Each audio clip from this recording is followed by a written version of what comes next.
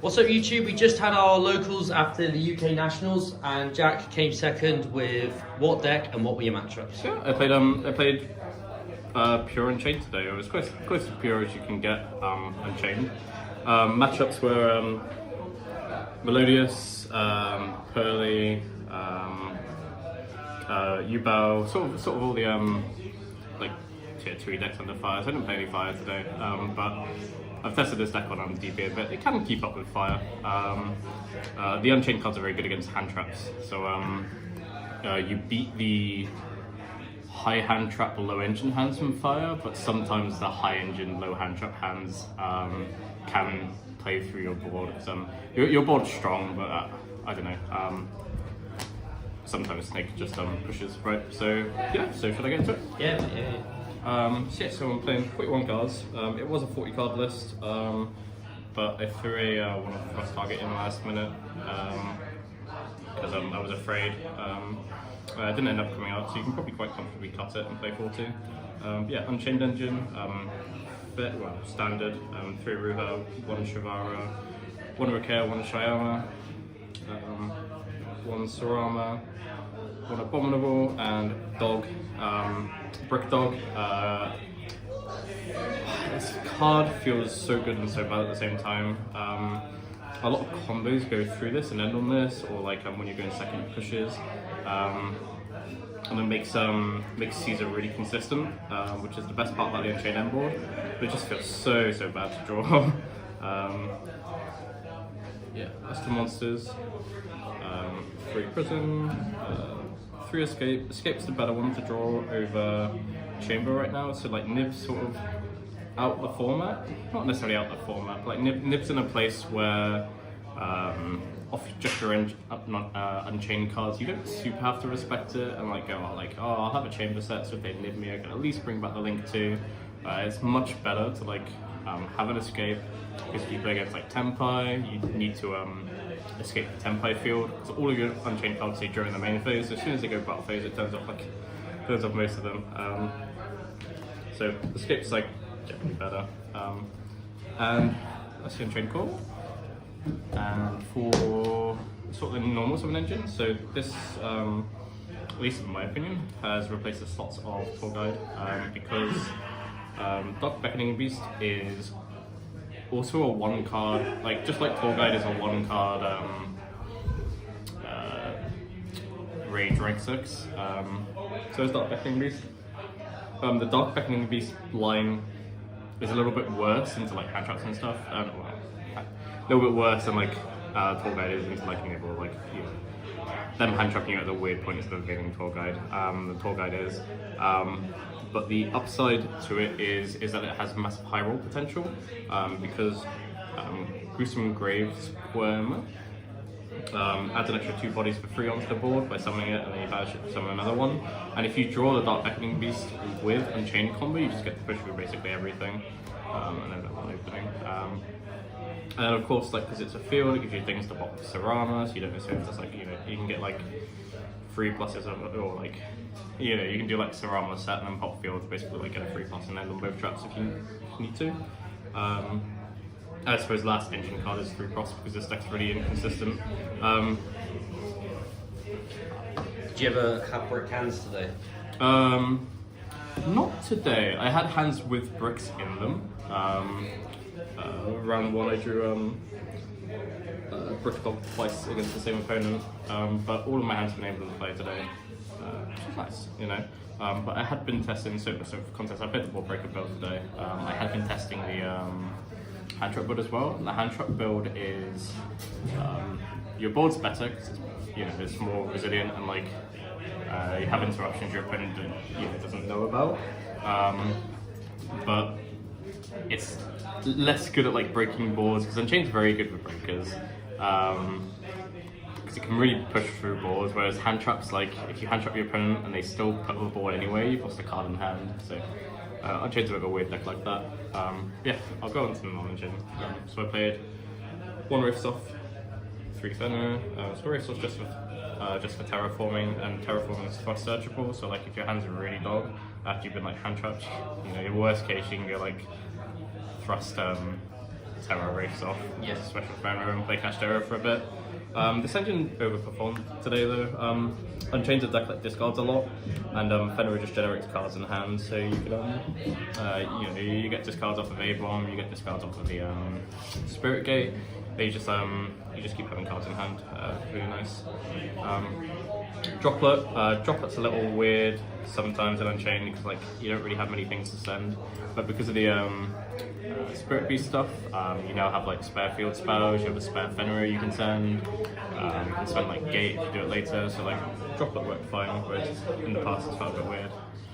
Thrust, it's really nice to play Thrust in this deck because the Unchained engine, Cash engine obviously, and the YUBEL weird Nightmare Throne engines all Thrust searchable, so it raises the consistency just a little bit, which Unchained really needs. 1 talents, and the last one I played for 41 today was Dark Order, just because I don't think you need this. I think 9 times out of 10 you just grab talents anyway, but like I was just scared of like facing down an Apple user and like doing Thrust in it and talents get negated or something. I don't know. But you probably cut this, just play 40. So extra deck, I played 2 Yama, 2 Solar Rage. You don't need 3 of this, never comes up. I mean it comes up, but like just manage your resources better, you know. Link 3, Link 4, yeah, standard Unchained cards. This actor Link 2, this is what makes the I keep forgetting the name, like the YUBEL Beckoning Beast stuff full combo, because this lets you can basically do the Beckoning Beast stuff, and you can use this to pop either the YUBEL field or the continuous spell. If you don't have the field, you just start the normal Beckoning Beast. This triggers Yama Engrave to summon and pop the trap. So get a Yama off your Beckoning Beast, add Shivara, discard Shivara to summon another one, have the trap, make this, and that's Unchained combo after that. Ah, so he's playing a pendulum card. Yeah, pendulums. The Beckoning Beast stuff also makes making Appaloosa really easy. So like, I don't think I actually made this today. No, I made it once, but I didn't make it to that part going first board, just because of my matchups. But like Beckoning Beast plus Squirm unless you do like Appaloosa lines. Yeah. Do you think Apple will get banned? I don't know. I've stopped trying to predict what Konami does. And then sort of like more generics. I played Goddess Griffin. So like, for sort of context with this, I've been playing branded for most of the format, and the one thing I think that justifies branded as a Woodbreaker deck is because after you've gone battle phase, even if you can't kill them, you can effectively FTK them, right? You give them a puppet and they can't play. The decks in the metagame right now generate so much follow-up. I don't think, personally, you can break a board and then pass on like Caesar plus Link 2, because that's just going to get broken through with like Flamberge or like the Melodious comes back. So what I do instead is, after I've broken the board, use their guys to link with, set up a Muckracker Griffin, and just have some way to protect the Griffin. So either like Solar Rage to protect it, or like Trap. Griffin obviously can get you the either trap you've gone into, right? So you could either Griffin set this if you made this earlier, so you might make this and then climb into the Link 3, and then climb into, or then link it with Muckracker, reborn Muckracker, make Bream of Link 3, make Griffin. And you can do this to protect the Griffin, or you can do this to protect the Griffin. And because you're doing it going second and not going first, it's unlikely your opponent's going to have like an out to the Griffin. Whereas like the weakness to this board is that while you can beat one breaker, it's unlikely you're going to beat 2, and this combo is also quite weak into Nib. But like if you're going second and your opponents let you break all their board and have tons of Unchained cards, you just say you don't have Nib. So yeah, this is the only thing to me that justified not playing hand traps.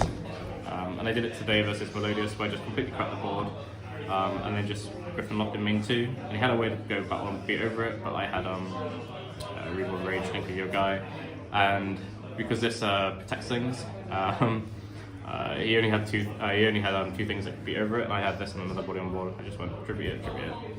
He's still left on the Griffin, can't do anything. So there's the I've already been through those. We're over here now. Cool. More generic links. SP, really broken to make with Rage. It makes IP into SPs 2 interruptions, Rage into SPs 3, so well, that's okay. Unicorn, sometimes you get Fiend locked, and they have can't do access code, but truthfully these are all banish shot possible day for me today.